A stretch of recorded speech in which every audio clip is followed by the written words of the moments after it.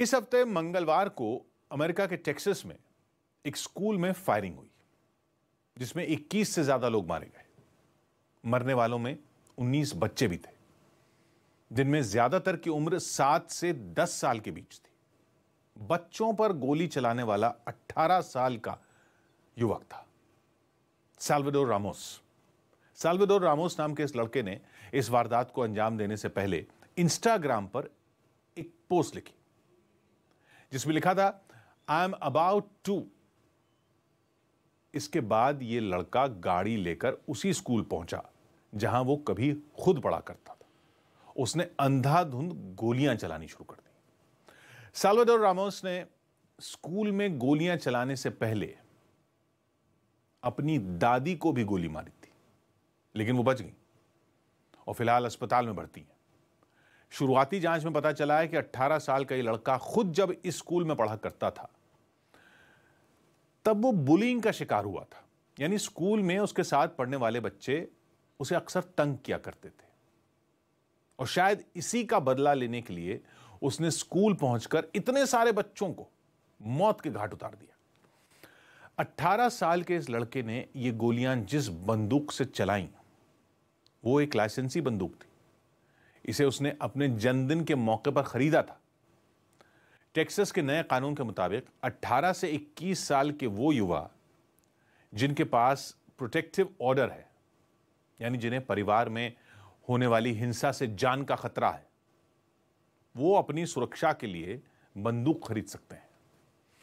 18 साल के इस लड़के के पास एक नहीं बल्कि कई सारे बंदूकें थी, कई सारी, जो उसने अपने जन्मदिन पर खरीदी थी।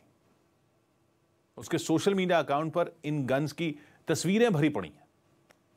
अमेरिका में इस साल अब तक स्कूलों और कॉलेजों में शूटिंग यानी गोलीबारी की 40 घटनाएं हो चुकी हैं, जिनमें कई लोग मारे गए, घायल हुए।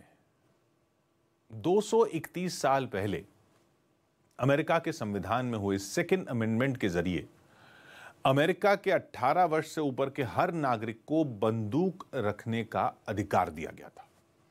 इसका मकसद यह था कि अगर अमेरिका के नागरिकों पर किसी तरह का अत्याचार होता है तो बंदूक के जरिए अपनी रक्षा कर सके।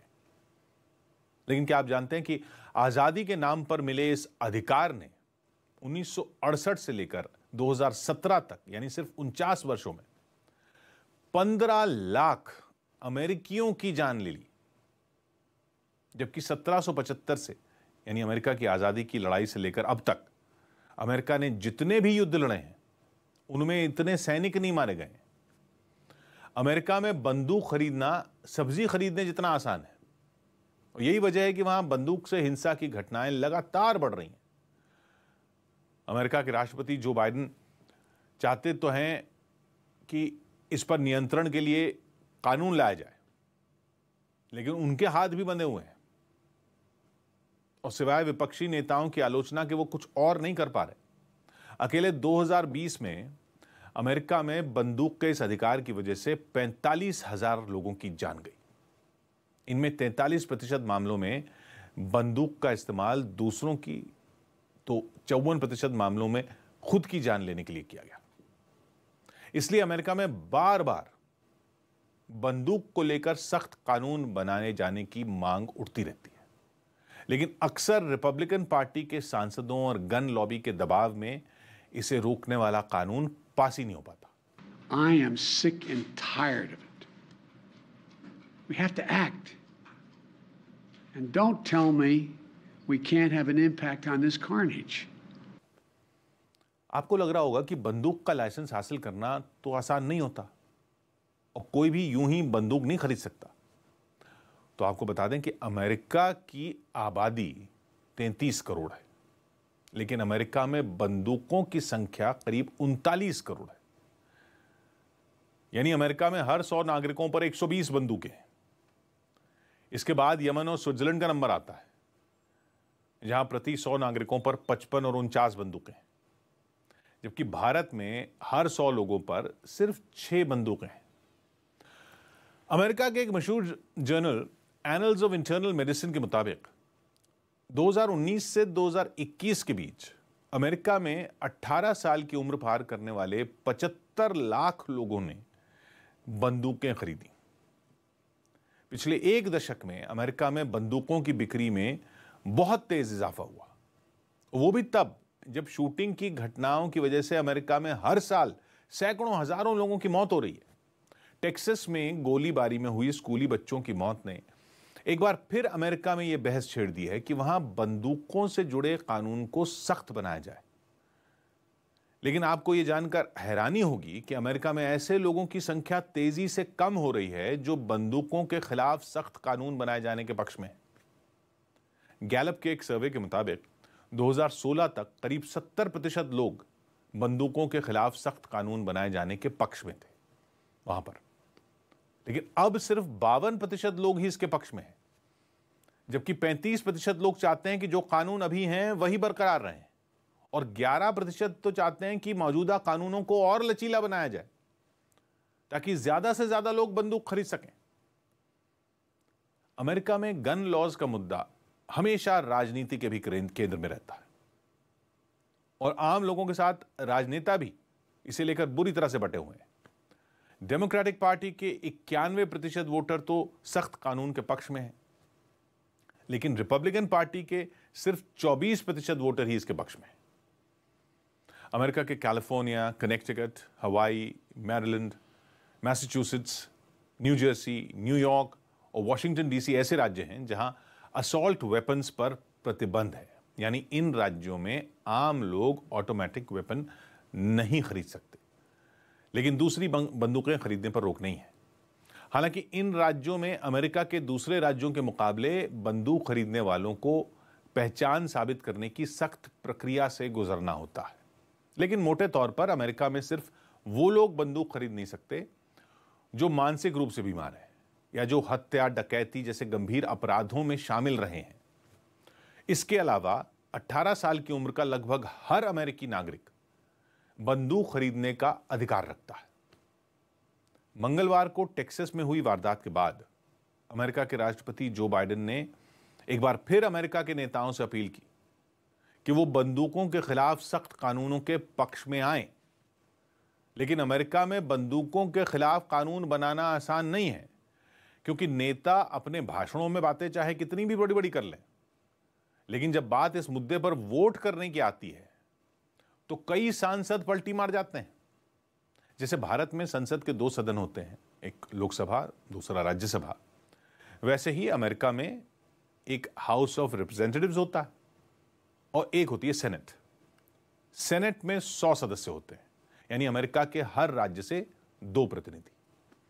आमतौर पर जब कोई बिल पेश किया जाता है और उसके पक्ष में कम से कम 51 सेनेटर होते हैं तो उस बिल को बहस के बाद पास किया जा सकता है। लेकिन अमेरिका में जब तक कम से कम 60 सेनेटर किसी बिल के पक्ष में वोट नहीं करते, तब तक बहस खत्म नहीं मानी जाती और बिल कानून नहीं बन पाता। इसे फिलिबस्टर रूल कहा जाता है। अमेरिका में इस रूल को भी हटाए जाने की मांग लंबे समय से होती रही है, लेकिन अमेरिका का संविधान इतना उलझा हुआ है कि जब फिलिबस्टर रूल के खिलाफ प्रस्ताव आता है तो सेनेटर इसी रूल का इस्तेमाल करके प्रस्ताव का विरोध करने लगते हैं और कई दशकों से गन कंट्रोल लॉज को लेकर यही स्थिति है। इस रोड ब्लॉक के लिए जिम्मेदार है अमेरिका की पावरफुल, ताकतवर गन लॉबी। गन लॉबी उन कॉरपोरेट्स और संस्थाओं का समूह है जो अमेरिका में बंदूक के अधिकार की पैरवी करते हैं। इनमें सबसे बड़ा नाम है नेशनल राइफल एसोसिएशन, यानी NRA का। वैसे तो यह संस्था खुद को दिवालिया घोषित किए जाने के खिलाफ कानून लड़ रही है, लेकिन NRA बंदूकों के पक्ष में लॉबिंग करने के लिए हर साल करीब 2000 करोड़ रुपए, भारतीय रुपयों के हिसाब से 2000 करोड़ रुपए खर्च करती है। हालांकि यह संस्था दावा करती है कि वो इस पैसे से लोगों को शूटिंग सिखाती है और लोगों को बंदूकों के प्रति जागरूक करती है, लेकिन औपचारिक आंकड़ों की ही बात की जाए तो यह संस्था हर साल करीब 23 करोड़ रुपए उन नेताओं को प्रभावित करने के लिए खर्च करती है जिनका वोट बंदूक के खिलाफ सख्त कानून बनाए जाने के लिए जरूरी है। अमेरिका में लॉबिंग को गैर कानूनी नहीं माना जाता और कोई भी संस्था, कॉर्पोरेट या समूह किसी कानून के पक्ष में या उसके खिलाफ माहौल बनाने के लिए कैंपेन पर पैसे खर्च कर सकता है और इसी बहाने सांसदों को भी अपने साथ ला सकता है। आरोप तो यह भी लगते हैं कि एनआरए अमेरिका के सांसदों को पैसे देकर ऐन वक्त पर उनका वोट खरीद लेती है और अमेरिका में कभी भी राष्ट्रीय स्तर पर कोई गन कंट्रोल लॉ पास नहीं हो पाता। एनआरए का दावा है कि उसके सदस्यों की संख्या 50 लाख से ज्यादा है। इतना ही नहीं, अमेरिका के पूर्व राष्ट्रपति जॉर्ज डब्ल्यू बुश भी इसका हिस्सा रह चुके हैं। इसके अलावा अमेरिका की कई जानी मानी और शक्तिशाली हस्तियां एनआरए की सदस्य नहीं हैं। हद तो यह है कि एनआरए और उसके जैसी संस्थाओं के दबाव में आकर कई राज्य तो बल्कि कानूनों को आसान भी बना देते हैं। अब उदाहरण के लिए हाल ही में टेक्सास राज्य ने कानून में बदलाव कर बंदूक रखने के अधिकार को आसान बना दिया था। टेक्सास में ज्यादातर जगहों पर लोग बिना ट्रेनिंग और परमिट के भी अपने पास बंदूक रख सकते हैं। अमेरिका में बंदूक रखने का अधिकार अमेरिका में अब तक लाखों लोगों की जान ले चुका है और ऐसा भी नहीं है कि दुनिया की सबसे पुराने लोकतंत्र अमेरिका का यह विचार किसी महान सोच का नतीजा है।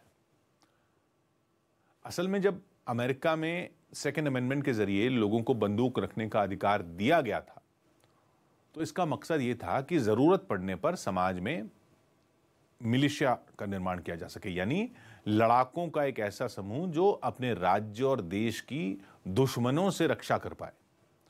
लेकिन यह विचार अंग्रेजों की देन था। 16वीं शताब्दी में ब्रिटेन की महारानी क्वीन एलिजाबेथ फर्स्ट ने एक नेशनल मिलिशिया का गठन किया था जिसमें समाज के सभी वर्ग के लोग शामिल थे। मकसद था नागरिकों के जरिए अपने राज्य की सुरक्षा सुनिश्चित करना। अमेरिका के संविधान में सेकेंड अमेंडमेंट का मकसद भी यही था, लेकिन धीरे धीरे इसे आत्मरक्षा के अधिकार से जोड़ दिया गया और आज लाखों मौतों के बाद भी दुनिया का सबसे पुराना लोकतंत्र खुद अपनी कनपटी पर एक खूनी अधिकार की बंदूक लगाकर बैठा है और लाखों लोगों को मरते हुए देख रहा है। वैसे इस खबर के आखिर में आपको एक दिलचस्प तथ्य भी बता देते हैं और वो ये है कि बंदूकों की संख्या के मामले में तो अमेरिका दुनिया में पहले नंबर पर है, लेकिन क्या आप जानते हैं दूसरे नंबर पर कौन सा देश है बंदूकों की संख्या के बारे में? दूसरे नंबर पर बंदूकों की संख्या के मामले में भारत है। अमेरिका में 39 करोड़ से ज्यादा बंदूकें हैं तो भारत में 7 करोड़ से ज्यादा बंदूकें हैं। इनमें कानूनी और गैर कानूनी दोनों बंदूकें शामिल हैं। जबकि तीसरे नंबर पर चीन है जहां लोगों के पास 5 करोड़ निजी बंदूकें हैं। लेकिन बड़ी आबादी की वजह से हर 100 लोगों पर बंदूकों के मामले में भारत अमेरिका से बहुत पीछे है। एक और रोचक पहलू यह है कि पूरी दुनिया में करीब 100 करोड़ बंदूकें हैं। निजी बंदूकों की बात हो रही है। इनमें 85% आम नागरिकों के पास हैं, जबकि बाकी की बंदूकें सेना और कानून का पालन कराने वाली दूसरी संस्थाओं के पास हैं। यानी अगर निजी बंदूकें रखने वालों का खुद का कोई देश होता तो वो आबादी के मामले में भारत और चीन के बाद दुनिया का तीसरा सबसे बड़ा देश होता।